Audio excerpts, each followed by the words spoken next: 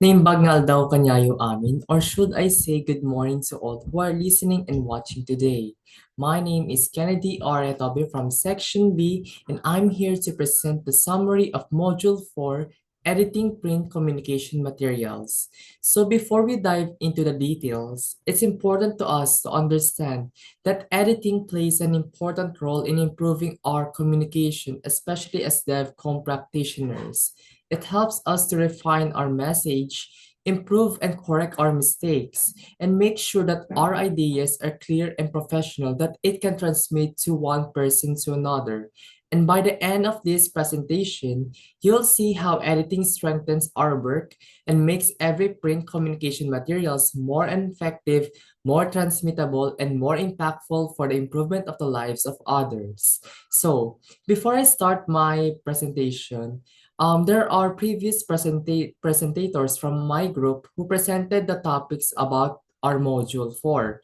But I'm just going to give you the gist or summary of our presentation in order for us to have a synthesis of what is all about module 4, editing print communication materials. Now, let's dive in. Okay. Okay. An editor, according to this definition, is a professional tasked with refining written content to ensure clarity, coherence, and readability. Their work involves reviewing materials such as books, articles, and reports for grammar, spelling, and adherence to ethical or style guidelines. In the field of journalism, editors and writers work hand in hand because editors are so-called professionals responsible for refining and improving written content. Together, we as editors and writers, in every story, it reaches the audience that is well crafted, professionals, and meets the publication standards. And as an editor, it is the professional compass for us to be responsible for refining and improving written content because editors work on various types of written materials, including books, articles, and reports, and their primary goal is to ensure that content is polished, clear, and engaging, and they may review written materials for grammar and spelling errors, consistency, and adherence to a specific style guide.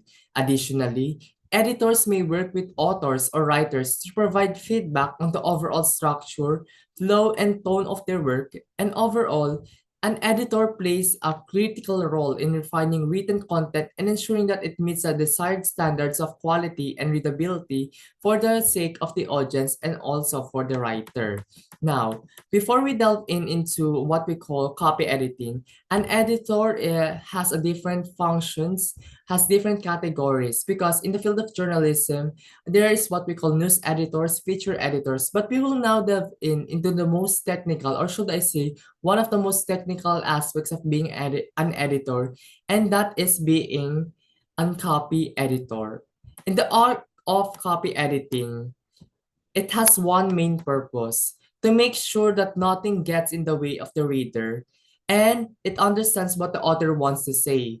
It also ensures that problems are fixed before a manuscript goes to the typesetter, saving both time and cost in productions. Now, you might think that software tools like Grammarly, Zero GPT, and ChatGPT makes copy editing less important, but that's not the case because we have what we call human touch or human authenticity, and that is something that a computer or an AI can judge. They can catch repetitions, ambiguity, or factual errors. It can't recognize what we call libel, misleading claims, or unsafe information. That's why the role of a copy editor remains important as both the reader's advocate and the author's ambassador. According to Lustria 2001, copy editing can be organized into three different main steps. The first, reading focuses on the overall quality of the piece, evaluating its tone, newsworthiness, and potential legal, policy, or ethical issues, while checking if the writer's goal and target audience are met. The second, reading. It deals with technical aspects such as correcting errors, ensuring accuracy, and maintaining consistency in style. The third, reading. It polishes the draft by improving grammar, reducing unnecessary content, and rearranging paragraphs for better flow, enhancing vividness, and creating an appropriate headline. However, in in the book of Lustria 2001, they also inserted a fourth step, which is the marking up the copy, which includes giving instructions for formatting elements like margins, columns, and text styling with digital tools. However, many editors make these changes directly on screen, reducing the need for manual markup. Okay? And in the practice of copy editing, honestly speaking, copy editing in journalism competitions is what we call copy reading, but that is not an appropriate term because copy editing is a legal word. And copy editors correct grammars, spelling, and style issues, reword sentences for clarity, and check formatting. They also mark up manuscripts by using copy editing symbols or marks for typesetters and compile a style sheet that ensures consistency throughout the product process. Since copy editors often approach the text as new readers, they can also catch deeper flaws in logic, structure, and content. And sometimes, before the copy editing stage, another editor, like a substantive or content editor, may already have worked on larger issues such as organization, tone, and completeness, but the copy editor ensures the final manuscript or the product is polished, consistent, and ensures that it is ready for smooth production. Okay, and according to the previous reporter, there are two types of process in copy editing. First, it's the mechanical editing. Okay, mechanical editing, it is the core of the copy editing process. It makes sure that a manuscript follows an editorial style, often called a house style. This style comes from the rules set by a publication house or company, and it covers everything from spelling, punctuations, and capitalization to how numbers, quotations, acronyms, headings, lists, tables, and other figures and references are handled and formatted. And this work is also known as what we call mechanical editing, but despite its name, it's not mechanical at all because it requires careful attention, strong knowledge of conventions, and good judgment. And one of the most common mistakes made by a beginner, especially a beginner copy editor, is focusing too much on rewriting the text while overlooking small but important details like punctuations, capitalizations, or hyphenation. In reality, fixing those so-called small issues or problems, or should I say minor details, is one of the copy editor's main responsibilities. Even though these changes don't alter the meaning of the text, they can greatly affect its look, feel, and professionalism. Thus, the role of the copy editor is very essential because the smallest mistakes can make a huge impact once it is being read by the readers itself. And that is according from the University of California Press 2019.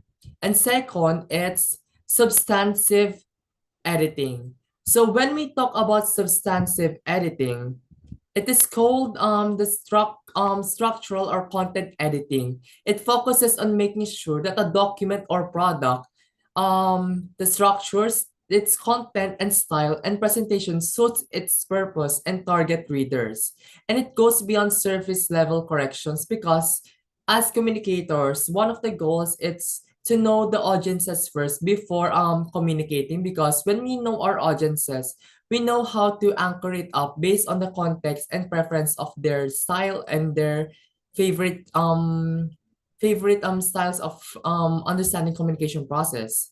And this type of editing involves reshaping and reorganizing materials to improve clarity, flow, and overall readability.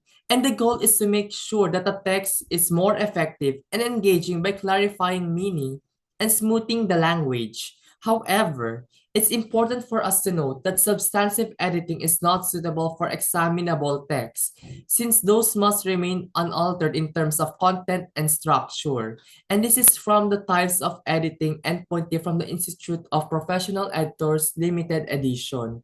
And furthermore, We must take note that copy editing and proofreading are two different terminologies. Aside from the spelling itself, there are differences when we talk about copy reading and proofreading because copy reading and proofreading, although they correct mistakes, they are both important but serve different purposes. First of all, copy editing comes first. It ensures consistency, accuracy, and completeness in the text. And a copy editor works in improving the writing itself, clarifying expressions, reducing wordiness or repetition, and making sure ideas flow logically. And they also correct the grammar, spelling, punctuations, and check the tone and style of the text or the product that they are checking, and ensures that technical terms or should I say jargons and formatting follows the required style guide. In short, copy editing focuses on refining the language and structure of the text. Second, it's all about proofreading. Proofreading, it's all about how the layout is done. The proofreader examines the final version and checks for obvious mistakes like spelling, errors, mispunctuations, or inconsistencies in text, numbers, and visual elements. Their role is not to improve the writing, but to make sure the final document is error-free before publication. Overall, aside from the basic punctuations, they also check what we call the aesthetic appeal and also the visual elements of the article, or should I say a certain book or product that they are checking. So as what the Institute of Professional Editors Limited cited, copy editing polishes the writing while proofreading provides a final check before publishing. And there are things that we must take note because copy editors has what we call different responsibilities.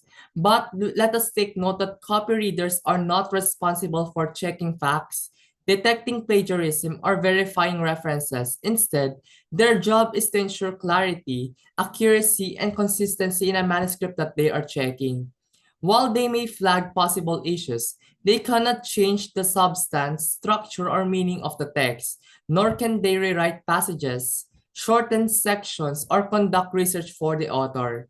It's also important to note that copy editing is not the same as proofreading, just like what I've told before, because copy editors focuses on refining the manuscript itself, polishing the grammar, styles, and etc., and correcting typographical formatting errors.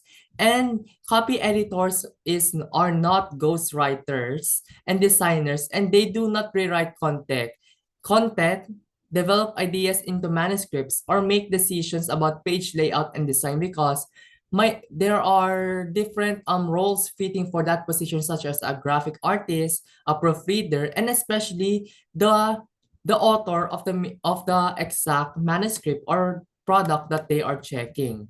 So